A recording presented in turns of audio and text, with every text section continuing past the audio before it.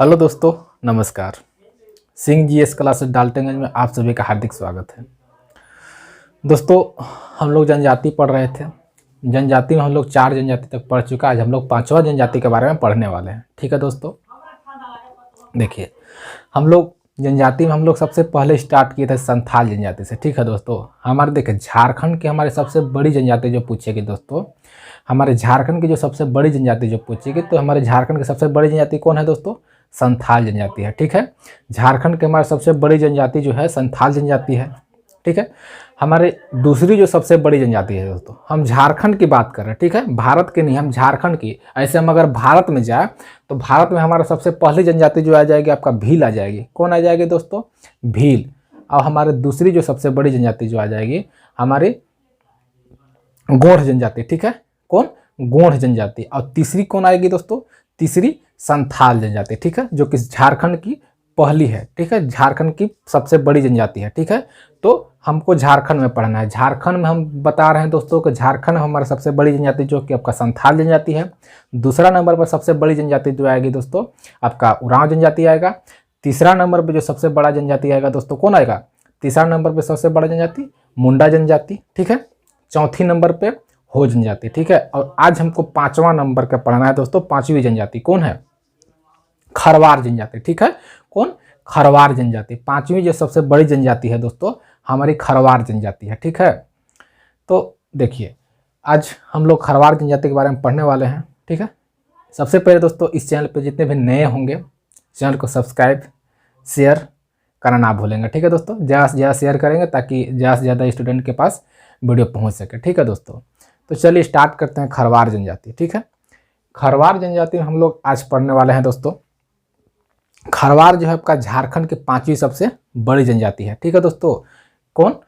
झारखंड की 5वीं जो सबसे बड़ी जनजाति जो है दोस्तों आपका खरवार है। ठीक है, खरवार के जैसे मान्यता है दोस्तों, लोग मतलब तथ्य है, मतलब 3 प्रकार से इसको तथ्य का मतलब 3 टाइप से इसको कहा जाता है। 3 प्रकार से कहा जाता है। क्या क्या कहा जाता है? पहला जो तथ्य कहा जाता है दोस्तों, इसका उत्पत्ति का आधार पर बताया गया है। जैसे कि पहला जो आपका तथ्य कहा गया है दोस्तों खरवार का। ठीक है, खरवार का पहला तथ्य जो कहा गया है कि ये जो एक जनजाति है, क्या कहा गया है? ये खरवार जो है ये एक जनजाति है। मान्यता है कि खरवार जो है एक जनजाति है। ठीक है, जो आपका पलामू प्रमंडल जो है दोस्तों, आपका पलामू जो प्रमंडल है, पलामू प्रमंडल में इसका मुख्य निवास स्थल माना जाता है। पलामू प्रमंडल का अंतर्गत मैंने 3 गो जिला आता है। ठीक है दोस्तों, तीनों जिला आपका जैसे गढ़वा हो गया, लातेहार हो गया, एक पलामू हो गया। ये तीनों जिला में हमारा खरवार जनजाति सबसे ज़्यादातर निवास करते हैं। ठीक है दोस्तों, तो हमारा जो कहा जाता है कि जो खरवार जनजाति है आपका पलामू प्रमंडल के, ठीक है, पलामू प्रमंडल के गढ़वा लातेहार और मतलब ये आपका पलामू आ गया, इस क्षेत्र में निवास करते हैं। ठीक है दोस्तों, इस क्षेत्र में क्या करते हैं? इस क्षेत्र में निवास करते हैं, जिसे हम लोग क्या कहते हैं, जिसे 18 हजारी के नाम से इन लोग कहते हैं कि 18 हजारी के नाम से जाना जाता है। ठीक है, ये अपने आप को क्या मानते हैं दोस्तों? ये अपने आप को सूर्यवंशी राजपूत, ठीक है, सूर्यवंशी राजपूत हरिश्चंद्र रोहिताश्व के का वंशज बताते हैं। ठीक है दोस्तों, किनका वंशज बताते हैं? सूर्यवंशी राजपूत आपका हरिश्चंद्र। ठीक है, सूर्यवंशी राजपूत हरिश्चंद्र आपका रोहिताश्व का क्या मानते हैं? वंशज मानते हैं। ठीक है, ये आपका पहला तथ्य हुआ। ठीक है, दूसरा जो कहा जाता है दोस्तों कि ये जो होते हैं खरवार जनजाति जो है आपका सोन नदी घाटी के मतलब किनारे जो बसने वाला जनजाति समूह है, उसे क्या बोला जाता है? उसे खरवार कहा जाता है। खरवार कहा जाता है। इन लोग क्या करते हैं कि कथ यानी आपका खैर को काट कर क्या बनाते थे दोस्तों? खैर को काट कर मतलब कथ का निर्माण करते थे। ठीक है, तो खैर से इन लोग कथा बनाना और इन लोग का उनका व्यापार करना, ये आपका मुख्य मतलब व्यवसाय बताया गया है। ठीक है, इस टाइप से खरवार का मतलब विकास बताया गया है। ठीक है, ये किसमें?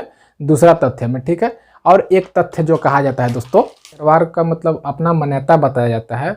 जो खरवार जनजाति जो है अपना खुद मानते हैं, खुद का जो परंपरागत इन लोग का मान्यता है दोस्तों, इनके मान्यता का अनुसार इन लोग कहते हैं कि हम लोग खेरीझार क्षेत्र से आए हुए हैं। किस क्षेत्र से?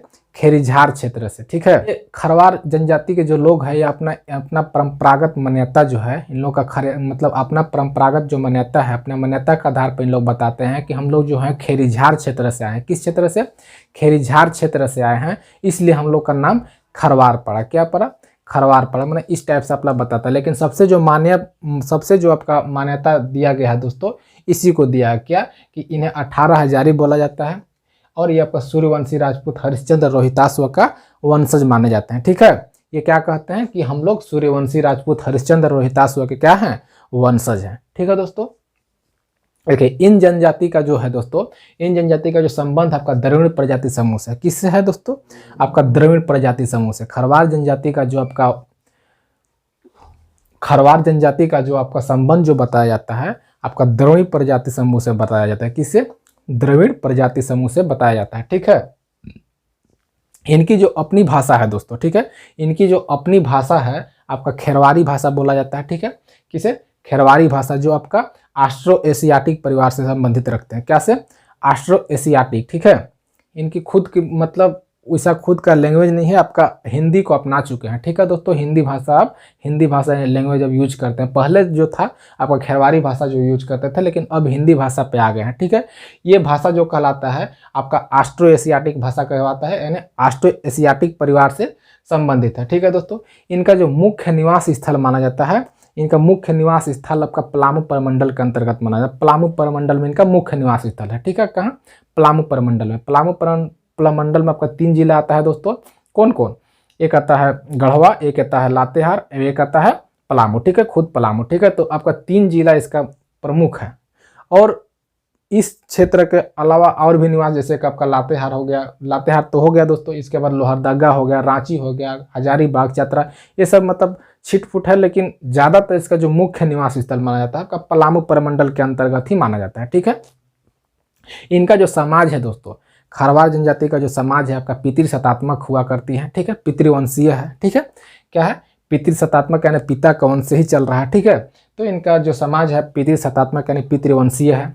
ठीक है, खरवार जनजाति की 4 उपलब्धियां दिया गया है। ठीक है, जो थे एक व्यक्ति थे, संडर के अनुसार जो है खरवार जनजाति के 4 संडर के अनुसार हमारे मतलब 6 उपजातियां बताई गई खरवार का। क्या क्या, 6 उपजातियां बताई है। ठीक है दोस्तों, क्या क्या 6 उपजातियां बताई गई है, जिसे दुआ शादी कहते हैं, पातबंदी कहते हैं, खेरी, भोक्ती, गंझू, माझी, ये आपका संडर के अनुसार बताया गया। क्या, दुआ शादी, पातबंदी, ठीक है, पातबंदी, खेरी, गंझू, माझी, ये आपका मतलब संडर के अनुसार बताया गया। ठीक है, लेकिन अपना डाल्टन के अनुसार जो बताया गया था दोस्तों, डाल्टन जो बताया था, डाल्टन के अनुसार 4 उपजातियां बताई गई है। किन के अनुसार बताया गया है, ये आपका डाल्टन के अनुसार बताया गया। ठीक है, ये डाल्टन के अनुसार आपका 4 उपजातियां बताई गई है, जो कि आपका सबसे पहला भोक्ता, दूसरा माझी, तीसरा राव, तो चौथा महतो। ये 4 उपजातियां बताई गई है किनके द्वारा, आपका डाल्टन का द्वारा बताया गया। ठीक है दोस्तों, देखिए खरवार जनजाति जो है दोस्तों आपका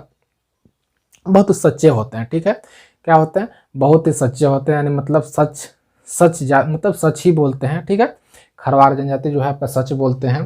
प्लस में क्या है कि इनका प्रमुख जो पेशा है, खरवार जनजाति का जो प्रमुख पेशा आपका कृषि है।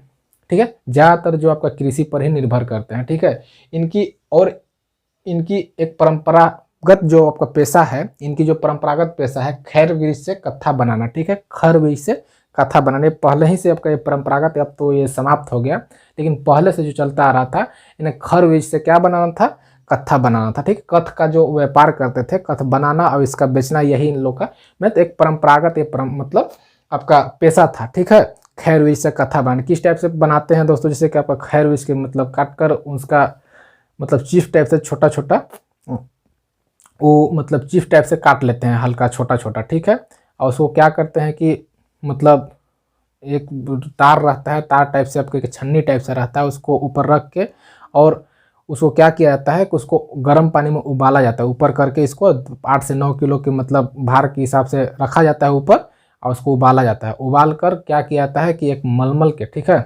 मलमल के कपड़ा में इसका जो अर्क आता है उसको छान लिया जाता है। छान कर उसको तब तक सुखाया जाता है जब तक उसका क्रिस्टलाइजेशन ना हो जाए, यानी मतलब उसका मतलब छाह पे, ठीक है, छाया वाला स्थान पे उसको सुखाया जाता है। ठीक है, तब तक सुखाया जाता है जब तक उसको मतलब उसका क्रिस्टलाइजेशन ना हो जाए, यानी मतलब कथ मतलब उसका आ न, कथ मतलब पता न चले कि ये कथ है। ठीक है, तो ये आपका कथ बनाने का जो तरीका होता है यह आपका समाप्त हो गया। अब कथ का निर्माण अब नहीं होता है। ठीक है दोस्तों, अब खत्म हो चुका है। अब ज़्यादातर कृषि पर और धीरे धीरे मतलब अब आ रहे हैं दोस्तों, शिक्षित हो रहे हैं, तो आप धीरे धीरे ऊपर आ रहे हैं। लेकिन ज़्यादातर अभी भी जो है खरवार की जो ज़्यादातर जो आपका खरवार जनजाति है दोस्तों, आपका कृषि पर ही निर्भर है। ठीक है, इनमें बाल विवाह, वधु विवाह और विधवा विवाह की प्रथा प्रचलित है। ठीक है दोस्तों, ये आपका थी, अभी भी है।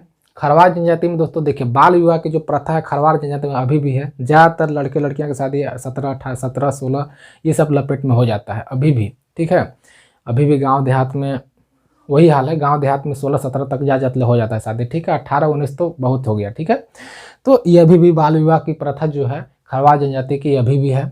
ठीक है, वधु मूल्य आपका था, विधवा विवाह की प्रथा थी। ठीक है, विधवा विवाह की होती थी। ठीक है, तो विधवा विवाह को सगाई बोला जाता था। ठीक है, क्या कि इसका फिर से सगाई हो रहा है, उसे सगाई बोला जाता था। ठीक है, उसे सगाई बोला जाता। ठीक है, अब देखिए 4 गांव की पंचायत को चट्टी कहा जाता है। ठीक है, देखिए खरवार जनजाति की जो बैठकें होती है दोस्तों, उसे खरवार जनजाति का जो मीटिंग होती है उसे बैठकी कहा जाता है। ठीक है, उसका जो पंचायती व्यवस्था होता है उसे बैठकी कहा जाता है। क्या कहा जाता है? बैठकी। ठीक है, बैठकी कहा जाता है पंचायती व्यवस्था को। खरवार जनजाति का जो पंचायती व्यवस्था है उसे बैठकी कहा जाता है। उसी के आधार पर आपका 4 गांव को बनाकर, ठीक है, 4 गांव को पंचायत को मिलाकर क्या बनता है? एक चट्टी बनता है। ठीक है, 4 गांव के पंचायत जो होता है उसको मिलाकर एक चट्टी बनता है। 5 गांव के मिलाकर पचौरा बनता है। 7 जो गांव को मिलाकर सतौरा बनता है। ठीक है, क्या कहते हैं? 7 गांव को सतौरा कहते हैं। ठीक है, 4 गांव को चट्टी, 5 गांव को पचौरा और 7 गांव को सतौरा। ठीक है, ये आपका पंचायत होती है। ठीक है, पंचायतें होती है। ठीक है, पंचायत का जो हेड होता है उसको मुखिया बोला जाता है। क्या बोला जाता है? मुखिया बोला जाता है, माझी बोला जाता है। ठीक है, तो उस टाइप से बोला जाता है। ठीक है, तो इनका जो पंचायत की बैठक मतलब बैठक व्यवस्था होती है, कहाँ होती है? उसे क्या कहते हैं? उसे बैठकी कहते हैं। ठीक है दोस्तों, इनका जो प्रमुख पर्व, ठीक है, खरवार जनजाति का जो प्रमुख पर्व माना जाता है, खरवार जनजाति का प्रमुख पर्व आपका सरहुल हो गया, कर्मा हो गया, नवाखानी हो गया, सोहराई, जितिया, कर्मा, ये सब जो आपका खरवार जनजाति का प्रमुख पर्व है। जैसे कि आपके हिंदू के जितना भी पर्व है दोस्तों, खरवार जनजाति सभी पर्वों को मानते हैं। ठीक है, लेकिन इंपॉर्टेंट में ये सब आपका पूछा जाता है, इसलिए ये सब इंपॉर्टेंट। लेकिन जितना भी आपका हिंदू के जितने भी पर्व माना जाता है, दशहरा, दीपावली, छठ, ये सब जितना भी है हिंदू जाति मतलब हिंदू का जितना भी पर्व है दोस्तों, खरवार जनजाति मानते हैं। ठीक है, इन लोग का जो विवाह होता है दोस्तों, खरवार जनजाति का जो विवाह होता है, विवाह में पंडित का सहारा लिया जाता है, ब्राह्मण का सहारा लिया जाता है, ब्राह्मण के द्वारा शादी विवाह किया जाता है। ठीक है, हिंदू परंपरा के आधार पर शादी होता है। ठीक है, नॉर्मल। ठीक है दोस्तों, इनका प्रमुख पर्व हो गया। इनका जो आपका सुबह का जो खाना होता है, इनका जो सुबह जो खाना खाते हैं उसे क्या बोलते हैं? उसे लुकमा बोला जाता है। क्या बोला जाता है? लुकमा बोला जाता है। दोपहर का खाना को कलेवा बोला जाता है और रात के खाना को बियारी कहा जाता है। ठीक है, देखिए दोस्तों, ज़्यादातर बुक में ये जो मिलेगा दोस्तों, आपका दोपहर का खाना को बियारी लिखा गया है और रात के खाना को कलेवा लिखा गया है, गलत लिखा गया है। ठीक है, ये बुक में गलत छापा हुआ, सभी बुक में, ज़्यादातर जितना बुक में छापा है सभी बुक में गलत छापा है। ठीक है, आपका सुबह का जो खाना है उसे लोकमा कहा जाता है। ठीक है, दोपहर का खाना को कलेवा बोला जाता है। ठीक है, और रात के खाना को बियारी कहा जाता है। बुक में रहेगा उसको काट दीजिएगा, बुक में गलत दिया हुआ है। ठीक है, इसका जो सर्व प्रमुख देवता है, इनका सर्व प्रमुख देवता आपका सिंहभोंगा है। ठीक है, बाकी आपके हिंदू के जितना भी देवी देवता है सभी को मानते हैं। ठीक है दोस्तों, सभी को मानते हैं, लेकिन ये आपका जो परंपरागत चला आ रहा है दोस्तों, आपका घर में जो देवता माना जाता है उसका जो सर्व प्रमुख जो देवता होते हैं दोस्तों, आपका सिंहभोंगा को कहा जाता है। ठीक है, लेकिन अभी जो जितना भी हिंदू का जितना भी पर्व, जितना भी देवी देवताएं हैं,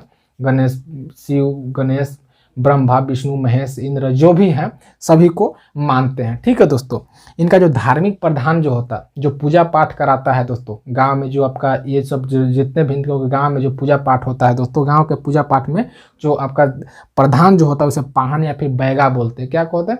पाहन या फिर बैगा के नाम से उसको जानते हैं। जादू टोना करने वाले व्यक्ति को क्या कहते हैं? माटी कहते हैं। ठीक है, क्या कहते हैं? जादू टोना करने वाले व्यक्ति को माटी कहते हैं। ठीक है, तो ये रहा दोस्तों आपका खरवार जनजाति। खरवार जनजाति के बस इस टॉपिक इंपॉर्टेंट में इतना ही था दोस्तों।